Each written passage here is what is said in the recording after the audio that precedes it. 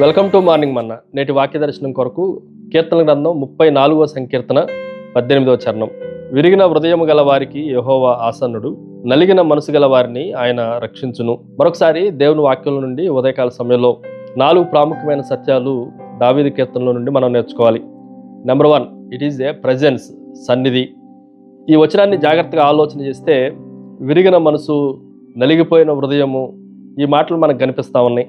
ఇలాంటి సందర్భాల్లో దేవుని సన్నిధి మనకు ఉంటుంది అన్న విషయాన్ని కూడా మనం జాగ్రత్తగా గ్రహించాలి. ఉదాహరణకి బాగా చీకటి కలిగిన ఒక గదిలో ఒక దీపము, ఒక కొవ్వొత్తి ఎలాగైతే కాంతివంతంగా కనిపిస్తూ ఉందో, చీకటిలో కూడా ఆ కొవ్వొత్తి చాలా స్పష్టంగా వెలుగుతున్నట్లుగా శ్రమల్లో, నలిగిపోయిన సందర్భాల్లో, విరిగిపోయిన పరిస్థితుల్లో దేవుని సన్నిధి మనకి చాలా స్పష్టంగా, చాలా క్లియర్గా మనం అనుభవించగలం అన్న విషయాన్ని ఈ ఉదయకాల సమయంలో గ్రహించాలి. రెండో విషయాన్ని మీకు జ్ఞాపకం చేస్తాను. ఇట్ ఈజ్ ఏ ప్రాక్సిమిటీ, సమీపత. ఈ మాటను కూడా మనం జాగ్రత్తగా ఆలోచన చేస్తే ఆసన్నుడు అన్న మాట రాయబడింది. విరిగి నలిగిన హృదయం కలిగిన వారికి దేవుడు సమీపస్తుడు, ఆసన్నంగా దగ్గరగా ఉండేవాడు అన్న విషయాన్ని మనం జాగ్రత్తగా ఆలోచన చేయాలి. మనం ఏదో విరిగిపోయినప్పుడు, నలిగిపోయినప్పుడు దేవుడు దూరంగా ఉండేవాడు కాదు, కానీ ఆయన మనకు అత్యంత సమీపంగా ఉండేవాడు అన్న విషయాన్ని కూడా గ్రహించగలగాలి. మనము దేవుని దగ్గరికి వెళ్ళలేనప్పుడు దేవుడే స్వయంగా మన దగ్గరికి వచ్చి మన ప్రక్కన నిలిచేవాడు అన్న విషయాన్ని మనం గ్రహించాలి. ఉదాహరణకి ఏదన్నా ప్రమాదం జరిగినప్పుడు మనం హాస్పిటల్కి వెళ్ళలేని పరిస్థితుల్లో అంబులెన్సే మన దగ్గరికి వచ్చి మనకు సాయం చేసినట్లుగా దేవుడు ఒక అంబులెన్స్ లాగా మన దగ్గరికి వచ్చి మన పెయిన్ అంతటిని ఆయన నయం చేయగలడు అన్న విషయాన్ని గ్రహించాలి. మూడో విషయాన్ని మీకు జ్ఞాపకం చేస్తాను. ఇట్ ఈజ్ ఏ పెయిన్, బాధ, నొప్పి. ఆ వచనాన్ని జాగ్రత్తగా పరిశీలన చేస్తే విరిగిన హృదయము, నలిగిన మనసు గల వారిని రెండు కనిపిస్తూ ఉన్నాయి. నలిగిపోయిన పరిస్థితి కనిపిస్తుంది, మనసు, హృదయము రెండు కనిపిస్తూ ఉన్నాయి.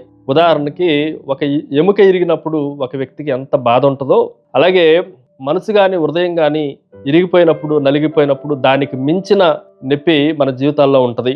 ఇలాంటి నొప్పి బయటికి ఏ డాక్టర్ని సంప్రదించినా దాన్ని నయం చేయలేడు, కానీ ఈ బాధని, నొప్పిని ఎరిగి ఒక తండ్రిలాగా ఆదరించి మనల్ని హక్కుని చేర్చుకొని ఆ బాధ నుండి, ఆ నొప్పి నుండి విడిపించేవాడు మన ప్రభు అయిన యేసుక్రీస్తే అన్న విషయాన్ని కూడా ఈ ఉదయకాల సమయంలో మనం గ్రహించాలి. Finally it is a pity, జాలి.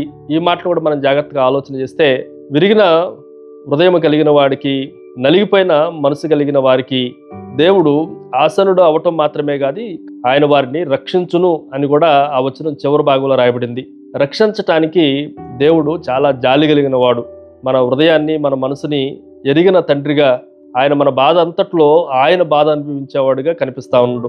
ఉదాహరణకి ఒక చిన్న కుమారుడు, కుమార్తె రోడ్డు మీద వెళ్తా క్రింద పడిపోయి దెబ్బలు తగిలినప్పుడు ఆ తల్లి ఆవేదనను మనం జాగ్రత్తగా ఆలోచన చేస్తే, పడి దెబ్బ తగిలిన ఈ బాబు, ఈ కుమార్తె దెబ్బ కన్నా, నొప్పి కన్నా కూడా ఆ తల్లికే ఎక్కువ నొప్పి ఉన్నట్లుగా, బాధ ఉన్నట్లుగా మనం గ్రహించగలం. అలాగే మనం కూడా నలిగిపోయినప్పుడు, విరిగిపోయినప్పుడు మనకన్నా ఎక్కువ బాధను అనుభవించే తల్లి లాంటి, తండ్రి లాంటి మనసు కలిగిన దేవుడు మనకున్నాడు అన్న విషయాన్ని మనం గ్రహించాలి. ప్రార్థన. సకల ఆశీర్వాదములకు కారణభూతుడు తండ్రి, విరిగిన హృదయంతో, నలిగిన మనసుతో నీ దగ్గరికి వచ్చిన ప్రతి ఒక్కరిని మీరు ప్రేమించి తండ్రి, మీరే మా దగ్గరకు వచ్చి మమ్మల్ని బాగు చేసి మాకు ఆనందాన్ని, సంతోషాన్ని కలగజేసే గొప్ప దేవుడు అని మిమ్మల్ని గణపరుస్తూ యేసు నామమున అడిగి వేడుకొంచున్నాం తండ్రి. ఆమేన్.